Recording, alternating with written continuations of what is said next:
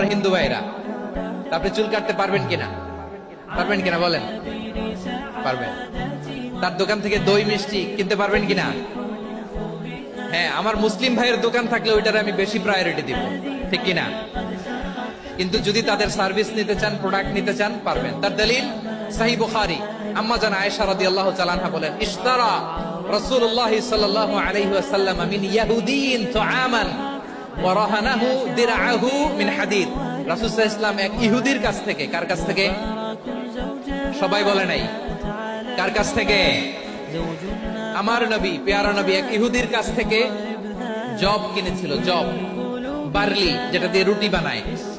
ওই জবের দাম দেওয়া টাকা পয়সা নবীর কাছে ছিল না। ফলে নবী ওনার একটা পোশাককে মর্গেজ রেখেছিলেন, মর্গেজ, বন্ধক, যে এখন এটার দাম দিতে পারবো না, কয়েক কেজি বার্লি নিয়ে যাই আর বন্ধক হিসেবে আমার জামাটা রেখে গেলাম, যেদিন দাম দিব ওই দিন জামাটা ছুটাই নিয়ে যাও। সুবহানাল্লাহ পড়বেন না?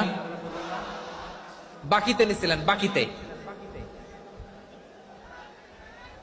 দিরআহু মিন হাদিদ, লোহার তৈরি বর্ম, মানে যুদ্ধের পোশাক, লোহা দিয়ে বানানো। বিশ্বনবী বললেন, কয়েক কেজি জব দাও, টাকাটা পরে দিব, এখন টাকা নাই, বন্ধক হিসেবে, মর্গেজ হিসেবে আমার জামা রেখে গেলাম, যখন টাকা দিব জামা ছুটায় নিব। আওয়াজ করে বলতে হবে সুবহানাল্লাহ।